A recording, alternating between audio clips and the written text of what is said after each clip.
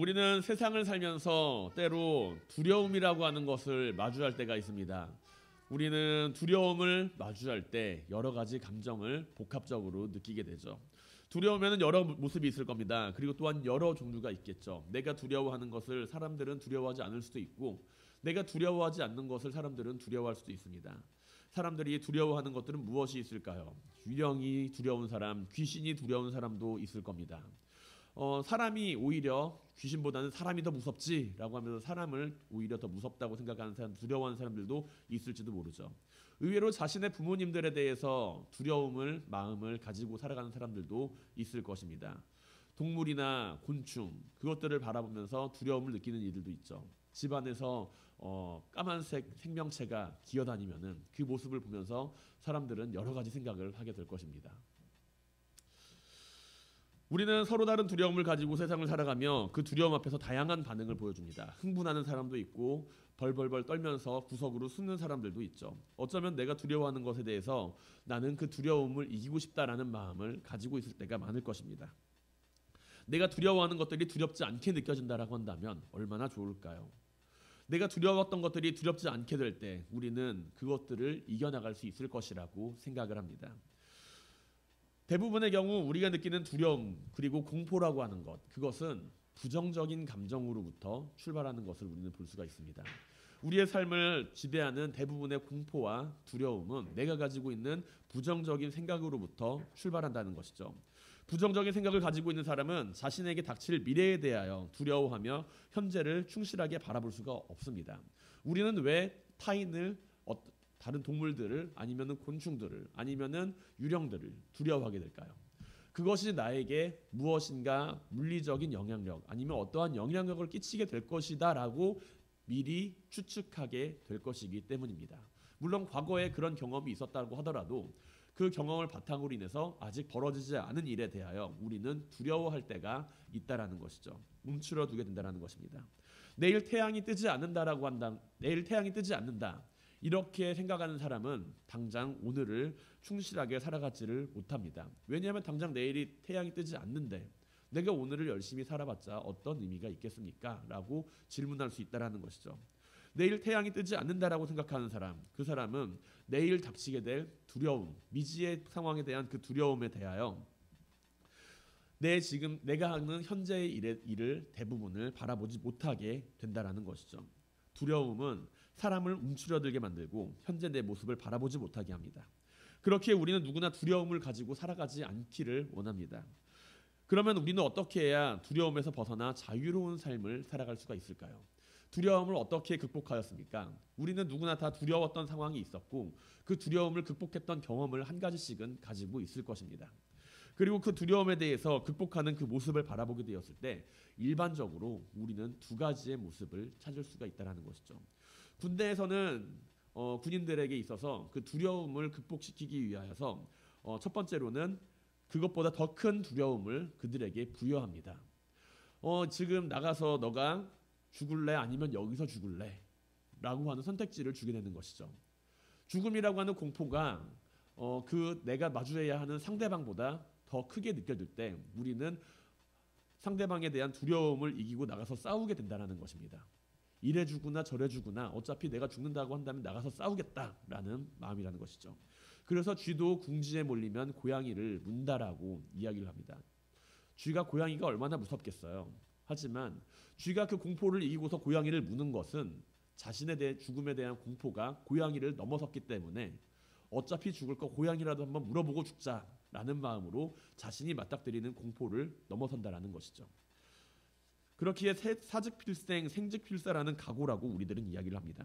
아무리 강한 적군이라고 하더라도 죽음을 각오하고 싸우게 된다면 우리는 상대편이 주는 두려움에 짓눌리는 것이 아니라 그 두려움을 넘어서 상대방을 상대할 수 있다는 것이죠. 우리가 두려워하는 그 상대방, 우리가 두려워하는 그 상대방의 모습은 그들의 강함이 나의 두려움이 되는 것이 아니라 그 강함에 짓눌리게 될 내 자신의 모습이 상상되기에 우리는 두려워한다라는 이야기입니다. 그렇기에 그 두려움을 이기기 위해서는 죽음을 각오하는 그 각오를 가지라라고 이야기를 하며 죽음에 대한 두려움을 더욱 각인시킨다라는 것이죠. 지금 내가 두려워하고 있는 것, 그것을 이길 수 있는 또 다른 한 가지의 방법은 내가 지금 마주하고 있는 그 두려움을 직접적으로 마주하는 것입니다. 외면하는 것이 아니라 직접 마주할 때 우리는 두려움을 이긴다라는 것이죠. 이러한 방법은 우리가 종종 바라보게 되는 여러 가지 모습 가운데 하나라고 볼 수가 있습니다. 내가 그토록 두려워하였던 그 존재가 딱 눈을 뜨고 직접적으로 마주하였을 때, 내가 그 공포를 이기고 그것을 직접적으로 마주하였을 때 우리는 그 공포에서 벗어날 수가 있다라는 것이죠. 아무리 무서운 그 상대방이라 하더라도 그 상대방에 대해서 객관적으로 바라보고 상대방을 생각하게 된다라고 한다면, 그것에 대해서 내가 내 두려움을 인정하고 상대방을 바라보게 된다면 우리는 그 두려움을 극복해 나갈 수가 있다라는 것입니다. 하늘이 무너져도 솟아날 구멍은 있다라고 이야기를 하죠. 하늘이 무너지고 있을 때 하늘을 바라보는 사람은 그 안에서 솟아날 구멍을 찾을 수가 있다라는 이야기입니다. 그렇기에 우리는 두려움 앞에서 떨고 있는 것이 아니라 그 두려움을 제대로 잘 마주할 때 그 두려운 상황에서 벗어날 수 있는 방법을 찾을 수가 있다라고 이야기를 합니다. 태권도장에서 이제 태권도를 배울 때, 제가 예전에 어릴 때 태권도장에서 태권도를 배울 때 겨루기를 하는 가운데 사범님들이 이야기를 합니다. 겨루기를 할 때 상대방의 눈을 피하지 말고 상대방을 끝까지 보라고요. 상대방이 하는 발차기를 끝까지 봐야 그것을 피할 수가 있다라고 이야기를 합니다. 상대방이 때리는 것이 무서워서 눈을 감고 피하게 되는 순간 오히려 그 발차기에 적중하게 된다라는 이야기이죠. 그렇기에 우리는 두려움을 극복하기 위해서는 그것을 똑바로 바라보는 가운데 그것에 대한 대책을 세울 수가 있고 극복할 수 있는 모습을 가지게 된다라는 이야기입니다. 오늘 본문을 바라보게 되면 우리는 제자들이 마주하고 있는 두려운 상황을 함께 바라볼 수가 있습니다. 지금 제자들은 어떠한 상황인가요? 풍랑 속에서 배를 타고 있고 그들은 이제 곧 죽을 위기에 처해 있는 그런 상황입니다. 언제 배가 뒤집힐지 모르는 그 극심한 풍랑 속에서 배를 쓰러지지 않도록 잘 붙들고 있는 제자들의 모습을 본다면 이들이 얼마나 큰 두려움 속에서 그 폭풍을 맞이하고 있었는지에 대해서 생각해 볼 수가 있을 것입니다. 지금 제자들은 주님의 말씀을 따라서 배를 타고 갈릴리 바다를 건너고 있는 상황이었습니다. 오늘 본문에는 나와 있지 않지만 동일 본문으로 여겨지는 마태복음 14장의 내용을 미루어 살펴보았을 때 주님께서는 제자들을 재촉하여 배를 타고 건너편으로 건너가게 하였고 자신은 남은 무리들을 돌려보내고 산으로 기도하러 가셨다라고 마태복음 14장 22절부터 24절까지의 말씀은 기록합니다. 예수께서 즉시 제자들을 재촉하사 자기가 무리를 보내는 동안에 배를 타고 앞서 건너편으로 가게 하시고 무리를 보내신 후에 기도하러 따로 산에 올라가시니라. 저물매 거기 혼자 계시더니 배가 이미 육지에서 술이나 떠나서 바람이 거스름으로 물결로 말미암아 고난을 당하더라 라고 기록을 하고 있죠. 제자들은 주님께서 하신 말씀을 따라서 배를 띄우고 건너편으로 건너가고자 하였지만 풍랑을 만나는 어려움을 당하게 되었습니다. 우리는 무리를 걸어오시는 주님을 바라보게 됩니다. 제자들은 무리를 걸어오는 주님을 바라보며 어떤 생각을 했을까요? 제자들은 무리를 걸어오는 주님을 바라보면서 두려움을 느꼈다라고 성경은 기록합니다. 왜냐하면 그들은 물 위를 걸어오는 주님만을 바라보았기 때문이라는 것이죠. 무리를 걸어오는 주님. 그렇다면 무리를 걸어오는 주님을 바라봐야지 무엇을 바라봅니까? 라고 우리는 질문할 겁니다. 주님께서 저기에서 지금 폭풍을 뚫고 걸어오시는데 그렇다면 무리를 걸어오시는 주님을 바라보지 어떤 주님을 바라봅니까? 라고 이야기를 할 때 우리는 폭풍 속에 계시는 주님을 바라보아야만 합니다. 무리에 계시는 주님과 폭풍 속에 계시는 주님은 어떤 차이가 있을까요? 무리에 계신 주님과 폭풍 속에서 계시는 주님은 내가 주님을 바라보는 시각에 대해서 이야기를 한다라는 것입니다. 우리가 마주하는 그 삶에서 가지게 되는 그 두려움 가운데 주님께서 무리에 서 계신다라고 한다면 우리는 주님을 바라보면서 두려워할 것입니다. 왜 사람이 물 위에 떠 있을 수가 있지라고 생각을 한다는 것이죠. 하지만 우리가 폭풍 속에 계시는 주님을 바라보게 된다면 지금 내가 마주하고 있는 이 폭풍우 가운데 계시는 주님의 모습을 마주하고 주님께서 나를 찾아오셨구나라는 사실을 바라보게 될 수 있다라는 이야기입니다. 때로 우리는 이런 두려움 앞에서 지금 내가 처한 상황을 바라보면서 여러 가지 생각을 하게 됩니다. 내가 지금 처한 어려운 상황, 두려운 상황 앞에서 이 원인에 대한 두려움을 극복하기 위해 노력하기 위해 다른 사람의 핑계를 대고 다른 사람을 원망하고자 한다라는 이야기죠. 내가 지금 고난에 처했습니다. 내가 가지고 있는 어려운 상황이 나를 짓누르고 나를 공포스럽게 하는 일이 있습니다. 내가 왜 이런 두려움 가운데 처해야 하지? 라고 생각을 하면서 우리는 마주하고 있는 그 공포를 가지게 만드는 대상에 대하여 원망하게 되고 그리고 그 자리를 피하고자 한다라는 것이죠. 오늘 본문의 제자들은 주님께서 말씀을 하신 그 말씀을 따라서 배를 타고 갈릴리 바다를 건너다가 폭풍우를 만났습니다. 그렇다면 이들이 가장 먼저 가지게 될 생각은 무엇일까요? 내가 왜 이런 상황에 처해야 하는가? 라는 것일 거죠. 그런 생각일 것입니다. 주님께서 하신 말씀에 순종하였고 주님께서 가라 그래서 갔는데 폭풍우를 만나고 풍랑을 만나서 내가 죽게 되었구나. 왜 이런 일을 내가 경험해야 하는가? 라는 것이죠. 너무한 거 아닙니까? 주님 너무한 거 아닙니까? 주님께서 알려주신 그 목적지를 향해서 내가 가고 있는데 내가 왜 이런 풍랑을 만나야 하죠? 아무런 의심 없이 주님을 믿으며 따라갈 수 있을까요? 아니면 내가 원망하면서 주님을 향해 그 이유를 찾고자 할까요? 우리가 마주하는 두려움 앞에서 우리는 다른 사람들의 핑계를 대고 우리가 마주하고 있는 그 두려움 앞에서 다른 사람들을 원망하는 것, 그것은 내가 마주하고 있는 그 공포를 극복하는 일에는 전혀 도움이 되지를 않습니다. 내가 누군가를 원망한다고 해서 내 안에 존재하는 그 두려움이 사라지지는 않는다라는 것이죠. 나는 그 두려움에서 벗어나고 그 두려움을 외면하기 위하여서 현실을 피하고자 하지만 두려움이라고 하는 것이 두려움을 마주하고 있는 그 상황은 결코 그것으로 말미암아 변하지는 않는다라는 이야기입니다. 오늘 본문에 등장하는 제자들은 어떨까요? 오늘 본문에 등장한 제자들은 주님을 원망했을 수도 있습니다. 하지만 그들은 그것보다도 우선적으로 그 어려운 상황을 벗어나기 위하여 나름 열심히 노력을 했을 것입니다. 지금 제자들은 풍랑을 만나고 있습니다. 배를 타고 가다가 풍랑을 만난 상황입니다. 그들의 영역이라고 할 수 있는, 그들이 잔뼈가 굵은 삶의 터전이었다라고 할 수 있는 갈릴리 바다에서 말이죠. 지금 배 안에는 갈릴리 바다 출신의 어부들이 많이 있었습니다. 베드로를 비롯하여 갈릴리 바다의 다른 어부들도 그 배에 함께 타고 있는 상황입니다. 이들은 날씨와 기후에 대해서도 파악을 하고 있었고 배를 타고 나서는 그 전 어부 생활의 경험을 살려서 어떻게 항해를 하는 것이 안전한지에 대해서 잘 알고 있는 이들이었을 것입니다. 오늘 본문에서처럼 풍랑을 만났다고 하더라도 어떻게 대처해야 할지에 대해서 명확하게 알고 있는 사람들이라는 것이죠. 그렇기 때문에 배가 넘어지진 않고 그렇게나마 유지가 되고 있는 상황이었을지도 모릅니다. 제자들은 자신이 할 수 있는 모든 노력을 다하면서 풍랑을 넘어서고자 하였을 것이고 그러나 그 결과는 그다지 희망적이지는 않았습니다. 이들이 풍랑에서 살아남기 위해서는 자신들이 타고 있는 배가 뒤집히지 않도록 노를 붙들고 있는 것이 최선이었다라는 것이죠. 그들은 열심히 노를 저었습니다. 배가 뒤집히지 않도록 오늘 본문에 나와 있는 것처럼 열심히 노를 붙잡고 배를 뒤집히지 않기 위해서 버텼습니다. 제자들이 살던 시대에는 전기나 모터가 있는 시대가 아니었죠. 오직 노의 힘에 의지해서 배를 저어야 했고 바람을 받아서 항해를 해야만 하는 시대였습니다. 풍랑 속에서 이들이 할 수 있는 것은 오직 그 배가 뒤집히지 않도록 붙들고 있는 것이었습니다. 있는 힘을 향해 노를 젓는다고 해도 그 풍랑 앞에서 언제 뒤집힐지 모르는 배를 운행하는 것은 쉬운 일은 아니었을 것입니다. 제자들은 이 거센 풍랑 속에서 살아남기 위하여 자신들의 노와 앞에 있는 풍랑을 두고서 싸워야 했다라는 것이죠.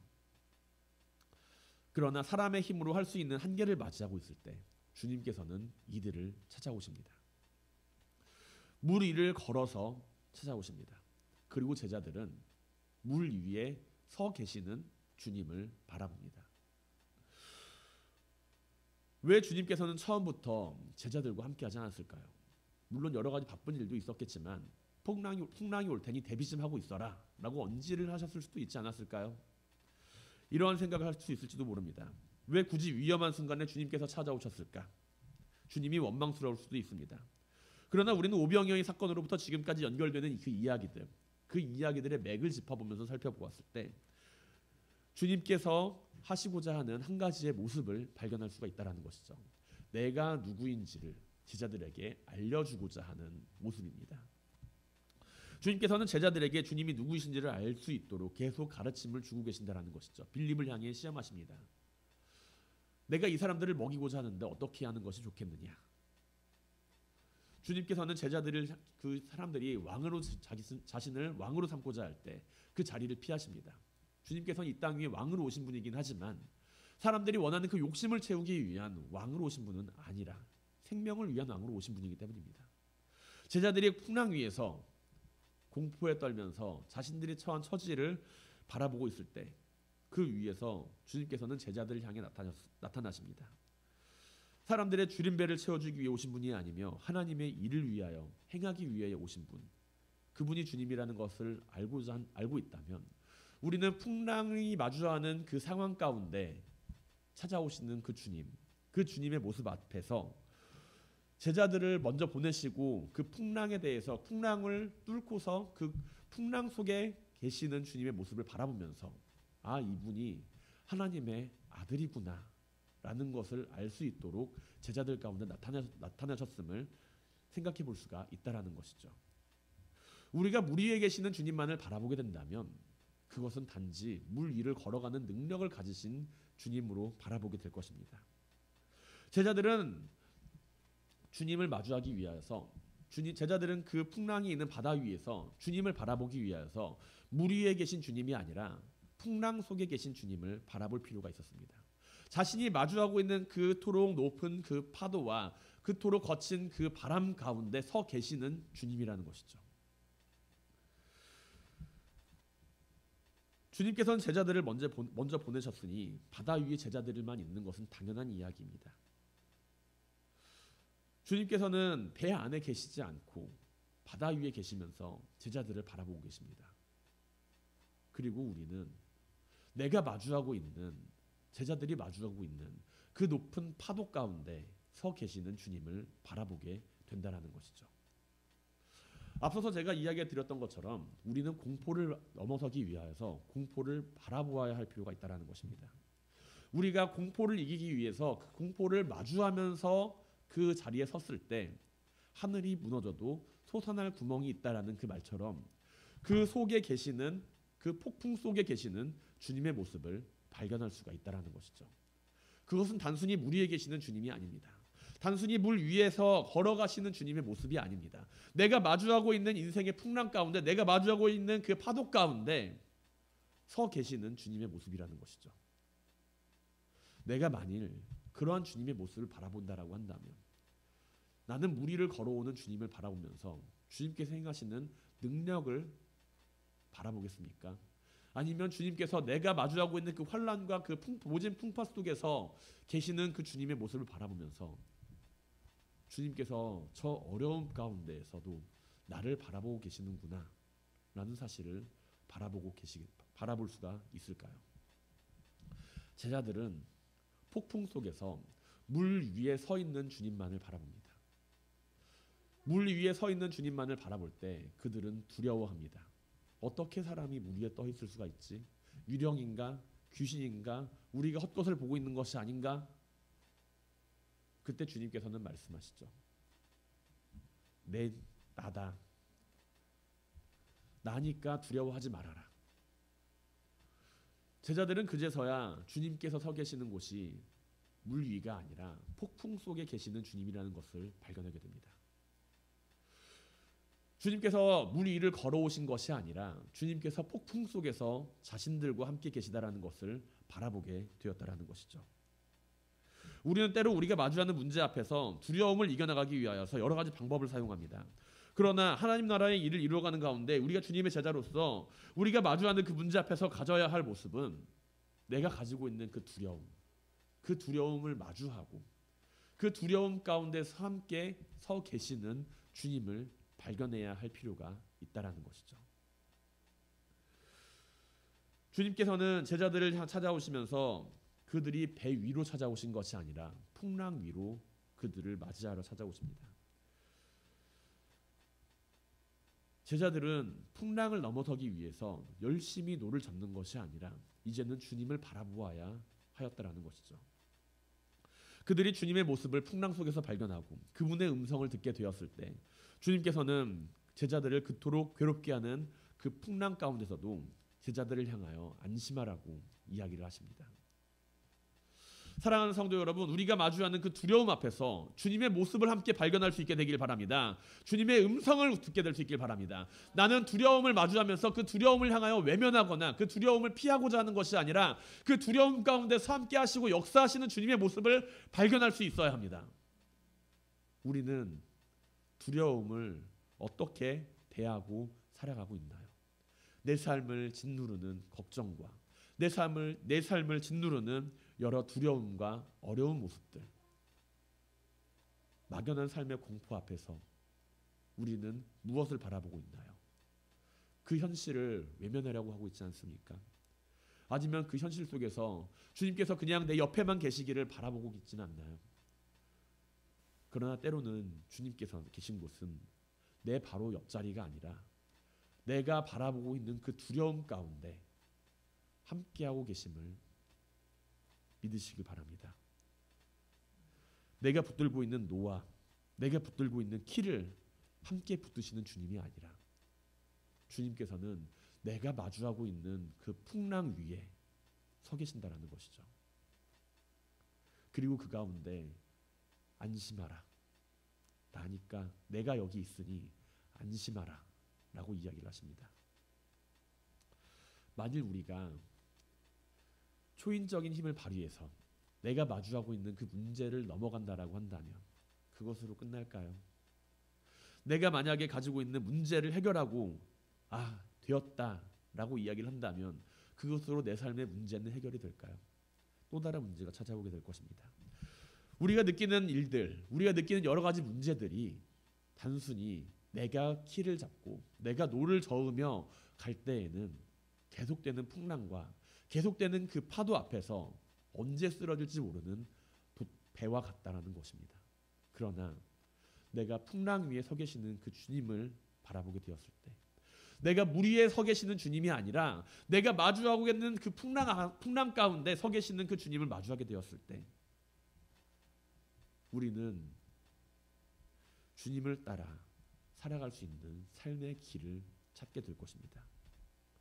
단순히 우리의 문제를 해결하기 위하여 주님을 따르고자 한다면 우리는 풍랑 속에 계시는 주님을 찾지 못할 겁니다. 나는 내 문제를 해결하기에 급급하여서 내 노만을 잡고 있을 것이기 때문이죠. 만약에 우리가 단순히 문제를 해결하기 위하여 주님을 따른다면 그것은 오병이어의 무리들과 다를 바 없을 것입니다. 자신의 배고픔의 문제를 해결하기 위하여 주님을 바라보는 그 무리들과 똑같다라는 이야기죠. 폭풍 속에서 주님께서 폭풍을 뚫고 나갈 수 있는 그 길을 알려주시기만을 원한다라고 한다면 우리는 결국에 오병이어의 그 무리들과 같은 모습으로 주님을 찾고 있다라는 이야기입니다.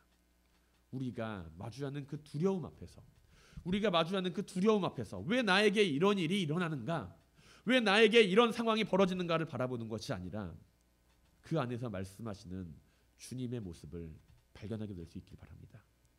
폭풍 속에서 안심하라 하시는 그 주님의 음성을 듣고서 우리가 주님의 모습을 믿고 따르는 모든 성도님들이 되시기를 주님의 이름으로 간절히 축원드립니다. 우리가 폭풍 속에서 주님을 만나고 그 말씀을 들었을 때 우리의 삶에는 어떠한 변화가 일어나게 될까요? 우리는 주님을 영접하게 됩니다. 주님을 폭풍 속에서 만난 그 제자들이 주님을 마주하고 나서 그들은 자신들이 탄 배로 주님을 영접하였다라고 성경은 기록합니다. 주님을 영접하였다. 이것은 참 특이한 표현이라고 볼 수가 있습니다. 제자들이 자신이 탄 배로 주님을 영접하였다라는 거예요. 다른 표현도 많이 있는데 굳이 요한복음은 영접하였다라는 표현을 사용하며 주님께서 제자들이 탄 배로 들어오셨다라고 이야기를 합니다. 다른 복음서에서는 그 폭풍 속에서 베드로가 주님을 향해 나아가기도 하고 주님께서 그 배 위로 올라가셨다라고 이야기도 하는데 요한복음에서는 그 상황 가운데 제자들이 주님을 영접하였다라고 이야기를 해요. 무엇을 이야기하고 싶은 걸까요? 유대인들은 오히려 주님을 배척하고 주님을 향하여 잘못된 희망과 기대감을 품었습니다. 주님을 왕으로 섬기고자 하였지만 그것은 자신을 배부르게 해줄 수 있는 사람을 찾았기 때문입니다. 이러한 모습 안에서 주님께서는 이들에게 자신의 몸을 위탁하지 않으십니다. 이들이 찾는 것은 자신의 생명을 구원할 메시아가 아니라 자신들의 배를 채워줄 사람이었기 때문입니다. 그러나 오늘 본문에서 제자들은 기쁨으로 주님을 영접합니다. 큰 폭풍 가운데 그들이 죽게 되었을 때, 죽음의 위기에 처해 있을 때 주님께서 찾아오심은 이들에게 분명 큰 기쁨이었기 때문입니다. 떡을 떼기 위한 기쁨이 아니었고, 떡을 먹기 위한 기쁨이 아니었고, 자신들의 생명을 구원받을 수 있다라는 그 기쁨이 그들 가운데 존재했다라는 것이죠. 제자들이 이제 자신들이 폭풍에서 죽을 것이다, 이제 곧 죽을 수도 있겠다라고 하는 그러한 상황에서 주님을 마주하였고, 안심하라, 나니 안심하라 라는 말을 듣게 되었을 때 그 마음속에 차오르는 그 기쁨과 즐거움은 말로 형용할 수 없는 기쁨과 즐거움이었을 것입니다.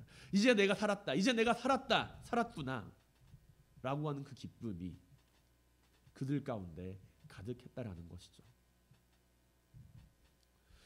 이제 살았다라고 외치는 제자들이 실제로 있었을지도 모르는 상황입니다.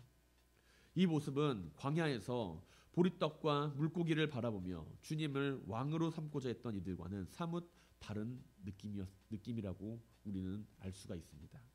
분명 보리떡과 물고기를 통해서 받은 그 기쁨도 큰 기쁨일 것입니다. 이제 내가 배고프지 않아도 되니까, 배부르니까 그 배부름에서 나오는 그 기쁨, 충만함도 있을 것입니다.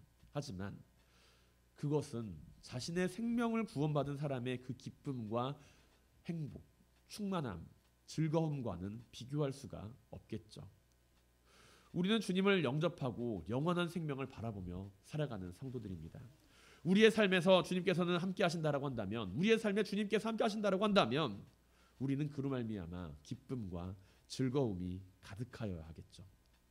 주님께서 폭풍우를 뚫고서 나를 만나러 오시고, 내가 그러한 주님을 만나고 내가 영접하였을 때 느끼는 그 기쁨은 죽을 수밖에 없는 내 생명을 살리신 주님을 영접하는 기쁨입니다. 이것은 단순히 주님을 바라보는 것으로 이루어지는 것이 아니죠. 주님을 함께 배로 모시는 일이 필요합니다. 주님을 내 배로 모시고 영접하는 일을 통하여서 우리는 그 가운데 죽을 수밖에 없는 나의 생명이 구원받을 수 있다, 구원받았다라는 것을 알고 기쁨이 넘치게 된다라는 이야기입니다. 요한복음 1장 12절에서는 다음과 같이 기록하고 있습니다. 영접하는 자, 곧 그 이름을 믿는 자들에게는 하나님의 자녀가 되는 권세를 주셨으니. 내가 주님을 믿는다라고 하는 것은, 단순히 내 입술의 고백이 아니라 그 입술의 고백을 넘어서 주님을 향한 전인격적인 영접의 모습이 드러나야 한다는 것이죠. 주님을 내 삶에 모시는 것, 주님을 내 삶의 모심으로 말미암아 가지게 되는 그 기쁨이 존재해야만 합니다. 그리고 우리가 주님을 영접하고 이 세상을 살아가게 될 때 우리는 그 안에서 내 눈앞에 있는 풍랑을 바라보며 두려움을 느끼는 것이 아니라 내가 영접한 그 주님, 풍랑을 잠재우고 거친 파도를, 바람을 잠잠하게 만드시는 그 주님으로 말미암아 우리는 그 안에서 기뻐하고 즐거워하며 살아갈 수가 있게 될 것입니다. 사랑하는 성도 여러분, 주님을 영접하며 구원받은 자의 기쁨을 누리며 살아가시길 바랍니다. 믿음은 두려움을 이긴다는 이야기가 있습니다. 이것은 믿음이 현실의 두려움을 외면하거나 믿음이 현실의 두려움을 외면하는 것으로 그것을 이기는 것이 아니라, 믿음이 그 두려움을 피하는 도피처가 아니라 그 두려움을 넘어서는 함께 그 역사하는 주님의 모습을 발견할 수가 있기 때문에 우리는 믿음 안에서 두려움을 이길 수 있다라고 이야기를 하는 것입니다. 내 삶을 올가매는 두려움이 무엇이 있나요? 나를 두렵게 만드는 것이 무엇이 있습니까? 그것을 피하고자 한다면 우리는 결코 그 두려움에서 벗어날 수가 없을 것입니다. 끝까지 내 뒤를 따라붙는 그 두려움에서 벗어날 수가 없을 것입니다. 우리가 그 두려움에서 벗어나기 위하여는 그 두려움을 마주하고 그 안에서 함께 일하시는 주님의 모습을 발견할 수 있어야 합니다. 초대교회 성도들은 죽음의 문턱 앞에서도 그 믿음을 잃어버리지 않고 살아갔습니다. 수없이 많은 핍박과 고난 속에서도 그들은 주님을 믿는 그 믿음을 버리지 않고 끝까지 주님을 믿고 살아갔다는 것이죠. 그들이 두려움을 극복할 수 있었던 것은 주님이 누구이신지를 알았기 때문입니다. 초대교회의 성도들과 우리의 차이점이 과연 무엇일까요? 만약에 우리가 두려움 가운데에서 그 두려움 가운데서 떨고 있으며 두려움 가운데에서 그 두려움을 외면하고자 한다면 우리는 아직도 주님이 누구이신지를 모르고 있는 사람들입니다. 초대교회 성도들은 주님이 누구이신지를 알았기 때문에 그들은 두려움 가운데서도 주님을 향한 그 믿음의 고백을 잃지 않을 수가 있었습니다. 그들은 두려움을 외면하지 않고 두려움을 받아들였고 그 두려움 가운데에서 주님을 바라보았습니다. 주님을 따르는 우리는 분명 확실한 목적지가 있는 인생을 살아갑니다. 때로는 큰 바람과 파도가 우리의 앞을 막아설 때도 있을 것입니다. 그러나 그 앞에서 두려움을 떠는 것이 아니라 주님에 대해서 알아가는 우리 모두가 될 수 있길 바랍니다. 내가 마주하고 있는 그 두려움 앞에서 내가 그 두려움을 외면하거나 그 두려움 앞에서 떨고 있는 것이 아니라 그것으로 말미암아 주님을 더욱 알아갈 수 있는 우리 모두가 될 수 있길 바랍니다. 주님은 단순히 좋은 선생님이 아닙니다. 인생의 동반자이며 우리의 삶을 영원한 생명으로 인도해 주실 수 있는 분입니다. 놀라운 은혜의 경험, 두려움 앞에서 경험할 수 있는 놀라운 은혜의 경험을 통해 우리가 늘 주님을 따르는 믿음의 성도들이 될 수 있기를 주님의 이름으로 간절히 축원드립니다.